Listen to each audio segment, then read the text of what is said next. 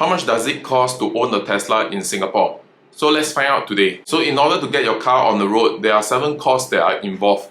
So the car price, GST, additional registration fee, certificate of entitlement, your road tax, and your insurance costs. So on top of all the costs that I mentioned, we still got the ongoing running costs, which is your charging, ongoing insurance, your road tax, cash card, season parking, your maintenance, and whatever upgrades and mods that you want to do. So let's talk about some actual numbers. So I got my Tesla Model Y standard range last year, and these are the prices that I've paid. So the car price is at 91,990. The ARF is actually about 94,673. But however, I actually managed to get some rebates from the government. They're giving 20,000 for the early adopter incentive scheme. And there's also a vehicle emission scheme that gave another 20,000 for deduction.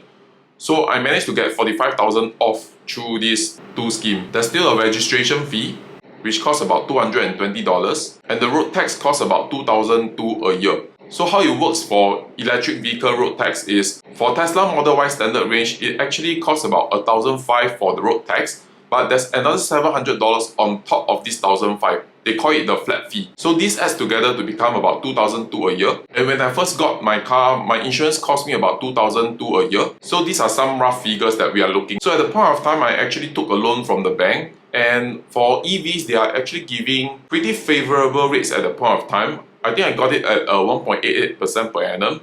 So for the car itself, costs about $249,000 in total. So I paid about 40% down payment, which will set aside about $99,000 plus odd, and the remaining itself spread through a 7 years installment at 1.88%, which leads to about $2,050 a month. So this is the cost of getting the car on the road. So what's next is actually the actual numbers on running the car. On the next part, I think is the more interesting part, which is the actual numbers on the monthly running costs. So the first one I mentioned is the monthly installment, which costs about $2,050, but charging is really cheap.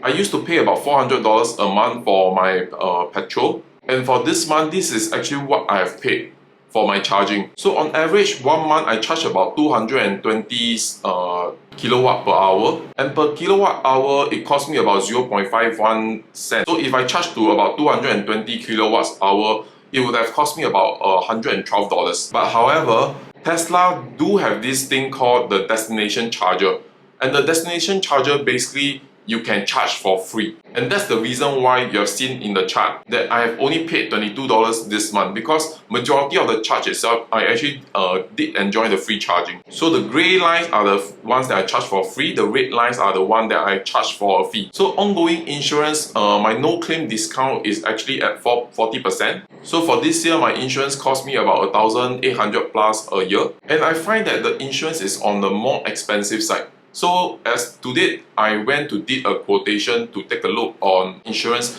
quoted on the BMW 335 Gran Turismo series. It would have only cost me $1,100 a year. So road tax, like what I mentioned earlier, it set me aside about $2,200 a year. The $1,500 for the road tax plus the $700 flat fee. Cash card would have set me aside $200 a month. Season parking would have cost about $110 a month. And maintenance wise, there's nothing much you can maintain in the Tesla. Previously, when I used to drive an ICE vehicle, which is a internal combustion engine vehicle, it cost me quite a fair bit to maintain the vehicle itself because of the oil changes, the servicing, changing of brakes. So for a Tesla itself, you rarely even use the brakes. So I have heard of stories that it might be the person driving the car for 7-8 years and they have not even changed the brakes before, because there's this thing called the regenerative braking, which you can just basically drive the car with using one pedal, and you don't have to do any oil changes. So there's no servicing involved because there's basically no engine. And I think the only thing that you need to do is you have to rotate the tires for every 10,000 kilometers, and you can simply just use your app and book an appointment to do the changes, which will set you aside about $40 to $50. And if you like to do it outside rather than at the Tesla center, I think it would have cost even cheaper. And there is also this thing that is called a 12-volt battery that is inside the car that helps to power the motor of your door, the windows. And I heard that every 2 years you would have to change it, which would have cost about $150, which isn't too bad. So in total itself, it would have set aside $2,793.33 per month. So to share some takeaways, prior to that, before changing to Tesla, I was a bit reluctant because it also means an increase in terms of my expenses changing from my previous car.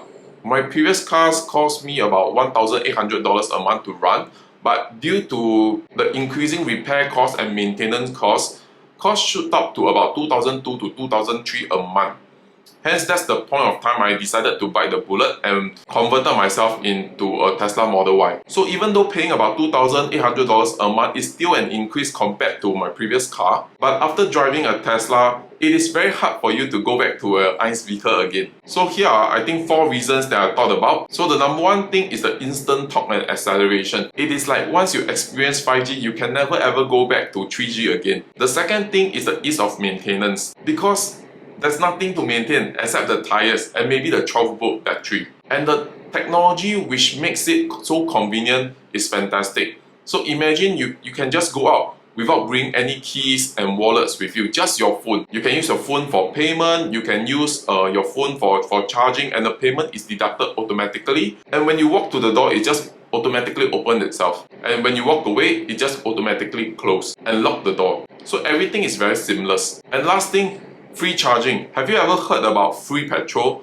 There isn't any case like this. This will also lead to a lower running cost for your vehicle. So I hope this article gives you some insights on how much does it cost to own a Tesla in Singapore and whether owning a Tesla is it worth it or not for you. So if you enjoyed this video, click the like and subscribe button to help me share this information with more people. I look forward to sharing more insights and ideas with you in the next video.